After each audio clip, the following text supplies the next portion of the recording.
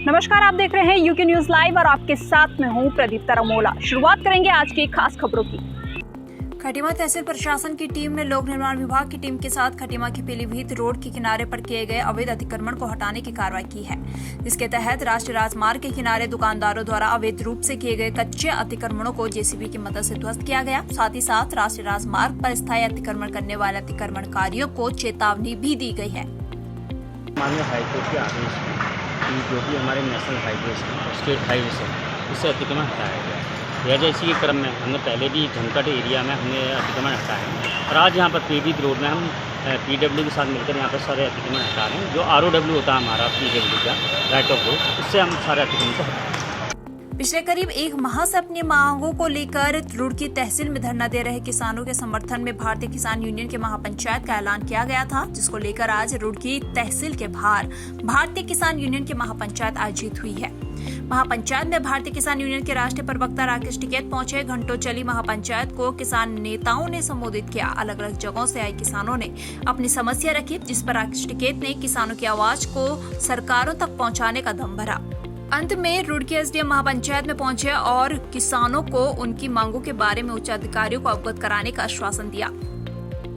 इनका जो गिरदावरी है, जो इनकी जांच है, जिन फसलों का नुकसान हुआ, जिन खेतों का, उनकी जांच पूरी नहीं हुई। जहाँ पे गन्ना या फसल दूसरी लगी हुई थी वहाँ पे खाली दिखा रहे खेत, उससे किसानों को मुआवजा कम मिल रहा और जो मिल रहा ये कम है, ये बढ़ना चाहिए। धरना भी यहाँ की कमेटी ये चाह रही है कि धरना चलता रहे। हमारी सरकार से एक बार बातचीत हो जाए, अधिकारी को ये कहा सरकार से बातचीत हो जाए तो धरना उसी टाइम पे खत्म हो। इनका आगे क्या, जो उनकी लोकल मांगे थी उसका तो तहसील स्तर पे समाधान कर दिया गया है। बाकी उन्हें ये भी अवगत कराया गया है कि अगर आपकी कोई ऐसी इंडिविजुअल समस्याएं हो तो उसके बारे में बता सकते हैं। इसके अतिरिक्त तो कुछ उनकी समस्याएं जो शासन स्तर की थी, जिसमें मुआवजे से संबंधित या बिजली के माफ़ी से संबंधित है, उसके संबंध में कहा गया है कि हम शासन को जिलाधिकारी महोदय के माध्यम से अवगत करा देंगे। प्रदेश में चलाए जा रहे वोटर चेतना अभियान को सफल बनाने के लिए आज टनकपुर नगर पालिका सभागार में भाजपा प्रदेश मंत्री एवं जिला प्रभारी विकास शर्मा के नेतृत्व में भाजपा कार्यकर्ताओं की कार्यशाला का आयोजन किया गया, जिसमें भाजपा कार्यकर्ताओं को वोटर लिस्ट में नए नाम जोड़ने, फर्जी वोटर हटाने एवं संशोधन करने के बारे में जानकारी प्रदान की गई। साथ ही साथ सभी कार्यकर्ताओं को सीधे वोटर से संपर्क करने का सुझाव भी दिया गया। अभी चुनाव आयोग का कार्यक्रम चल रहा है, जिसमें 21 अगस्त से लेकर 31 अगस्त तक चुनाव आयोग ने अभियान लिया है नए वोटर बनाने का। तो भारतीय जनता पार्टी भी सहयोग करने की दृष्टि से हमारा एक मजबूत लोकतंत्र बन सके और अच्छे नीति निर्धारक आ सके और राष्ट्र हित में हमने भी सहयोग करने का निर्णय लिया, क्योंकि चुनाव आयोग अन्य अन्य NGO के और उनका सहयोग लेता है कि उनको नए वोट बनाने के लिए मदद करते हैं। तो आज यहाँ कार्यशाला थी, हमने अपने कार्यकर्ताओं को बताया कि किस प्रकार से आप फॉर्म 6 भर के नए वोटों को जोड़ सकते हो, फॉर्म 7 भर के पुराने वोटों को हटा सकते हो और फॉर्म 8 भर के जो हमारे वोटों में करेक्शन होना है आप कर सकते हो। सोशल मीडिया में लगातार वायरल हो रहे मंडल मुख्यालय स्थित गार्डर पुल की तस्वीरों के बाद नगर पालिका अध्यक्ष यशपाल बेनाम ने इसके संबंध में प्रेस वार्ता कर भ्रम फैलाने वाले लोगों के खिलाफ अपनी तीखी प्रतिक्रिया व्यक्त की है। नगर पालिका अध्यक्ष पौड़ी यशपाल बेनाम ने कहा कि तथाकथित कुछ अज्ञानी लोग लगातार मंडल मुख्यालय पौड़ी में बना रहे गार्डर पुल के संबंध में भ्रांतियां फैला रहे हैं, जो कि निराधार है। उन्होंने कहा कि पुल को बनाने में चीफ इंजीनियर के साथ ही काम कर रहे जेई ने भी इसमें अपनी पूरी तरह से संतुष्टि जाहिर की है कि यह पुल किसी तरह से खतरे की जद में नहीं है।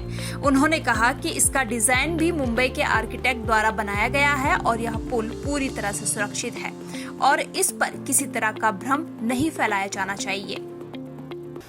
सोशल मीडिया के माध्यम से ये जानकारी हम लोगों को भी आई थी कि इसमें लोगों को एक थोड़ा सा उनके एप्रीहेंशंस थे कि इसकी जो स्टेबिलिटी है कहीं ना कहीं उससे डिजाइनर ने, पीडब्ल्यूडी ने कहीं ना कहीं उसमें कंप्रोमाइज़ कर रहे हैं।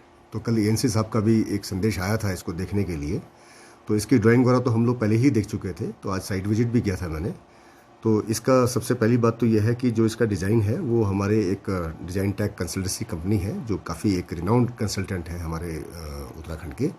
इसके अलावा जो उसकी वेटिंग है वो IIT मुंबई द्वारा डॉक्टर जहांगीर द्वारा की गई है। इसके अंदर जो इसका जो डिज़ाइन का कॉन्सेप्ट है, वो डिज़ाइन कॉन्सेप्ट ये है कि ये पूरा कॉर्बल बीम पर रेस्ट कर रहा है और उसके वेट को काउंटर करने के लिए या जो भी उसके स्ट्रेसेस डेवलप होने हैं या जो भी लोड ट्रांसफ़र होने हैं वो बीम से स्लैब में गए हुए हैं। तो इसमें ऐसा कोई इशू नहीं है कि कहीं पर भी इसकी स्टेबिलिटी से कहीं भी किसी लेवल पे कोई कॉम्प्रोमाइज़ किया गया हो। भगवानपुर तहसील अंतर्गत ग्राम पंचायत सिसोना के मजरागी सईदपुर के ग्रामीणों ने आज भगवानपुर एसडीएम को ज्ञापन देकर तटबंध के निर्माण की मांग की है। ग्रामीणों ने बताया कि इस बार भारी बारिश से सोलानी नदी के तेज बहाव में खेती की भूमि का भारी मात्रा में कटाव हो चुका है, जिससे किसानों को काफी नुकसान हुआ है। उन्होंने कहा कि यदि जल्द ही तटबंध नहीं बना तो आने वाले समय में भारी मात्रा में सोलानी नदी के पानी से भूमि कटाव हो जाएगा, जिससे खेती की भूमि पूर्ण रूप से खत्म हो जाएगी। नुकसान तो वहाँ काफ़ी हो, लेकिन नुकसान से लोगों को आदत पड़ी हुई है, कोई बात नहीं, वो सब झेल सकता है। सबसे दिक्कत है हमारे गांव की। जो गांव हमारे यहाँ नदी के किनारे है, उसमें नदी अतिक्रमण करके अंदर घुसती जा रही है। सबसे बड़ी दिक्कत ये है कि गाँव की में पहले तो फसलों का नुकसान हो रहा था, कोई बात नहीं, पर अब जो सोलानी नदी है वो गाँव की तरफ को जा रही है। अगर और ज़्यादा टका होगा पूरा गाँव ही जुड़ जाएगा, वहाँ गाँव ही पूरा ख़त्म हो जाएगा। इसलिए गांव के पैचिंग के लिए, तटबंध के लिए आए हैं एसडीएम के पास, और जिससे ही पैचिंग हो जाए, गांव की जान बच जाए, गांव दूका दूर रह जाए अपनी जगह पर। गांव के लोग आए थे हमारे पास और इनका कहना है कि सलोनी नदी से सोलानी नदी से काफ़ी वहाँ पे लैंड इरोजन हुआ है, तो उसको लेकर उन लोगों ने एक पत्र भी किया था। उसमें हमारी जो इरीगेशन डिपार्टमेंट है उनको हमने निर्देशित किया है कि इसमें जाँच कर लें और आवश्यकता लगे तो वहाँ पर प्रस्ताव बनाकर प्रेषित करें। ऋषिकेश श्यामपुर में महिला सहायता समूह की महिलाओं ने पिरुल और गाय के गोबर से सुंदर राखियां बनाकर अपनी प्रतिभा का लोहा मनवा ही दिया है। पिरुल जो जंगलों में आग लगने का कारण बनता था, उनसे अब सुंदर राखियां भी बनाई जा रही हैं। इस बार हमने बनाई है भीमल और पिरुल और गाय के गोबर से निर्मित राखियां, जो देखने में जितनी सुंदर है उसके साथ उतनी ही खुशबूदार भी है। और इन राखियों को बनाने के लिए मैंने भीमल के रेशे का प्रयोग किया है, जो कि एक वेस्ट मटेरियल ही माना जाता है, और चीड़ की पत्तियाँ जो जंगलों में आग के लगने का कारण बनता है, और साथ ही गाय के गोबर का। और इन राखियों को मैंने गोबर की राखी को छोड़ के मैंने भीमल और पिरुल पर 25-25 राखियाँ मैंने इसमें डिजाइन तैयार किए, ताकि मेरे साथ उत्तराखंड की हर एक बहन को आगे किसी दिक्कत का सामना ना पड़े। हाँ, ये हो सकता है कि वो इन्हें देख के, इनसे आइडिया लेके अपने और इनोवेशन को डालें। कोई ज़रूरी नहीं कि आपको ऐसे ही बनाना, लेकिन एक आइडिया मैंने दे चुकी हूँ, क्योंकि मैंने इनमें डिज़ाइंस में काफ़ी मेहनत की है। और मेरे साथ मेरे समूह और की कुछ महिलाएं हैं जो मेरे डोईवाला NRM ब्लॉक से जुड़ी हुई हैं। समूह की कुछ महिलाओं ने, उनको मैंने निःशुल्क प्रशिक्षण दिया है और वो इनमें पारंगत और हुनरबाज बन चुकी है।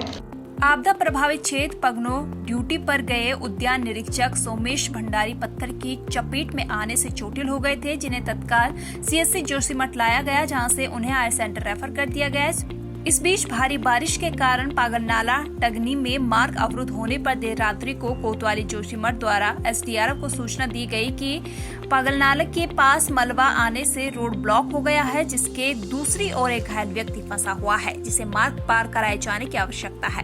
उक्त सूचना पर SDRF की टीम जोशीमठ से विकास रावत के नेतृत्व में तत्काल मौके के लिए रवाना हुई। उक्त घटनास्थल पर उद्यान विभाग के निरीक्षक सोमेश भंडारी को रेस्क्यू टीम द्वारा रात्रि के घनघोर अंधेरे व अत्यधिक विषम परिस्थितियों में रेस्क्यू अभियान चलाकर उक्त घायल व्यक्ति को रेस्क्यू कर स्ट्रेचर के माध्यम से बाधित मार्ग से पार कराकर दूसरी ओर लाया गया, जहां से उन्हें एम्बुलेंस के माध्यम से अग्रिम उपचार के लिए चिकित्सालय भिजवाया गया।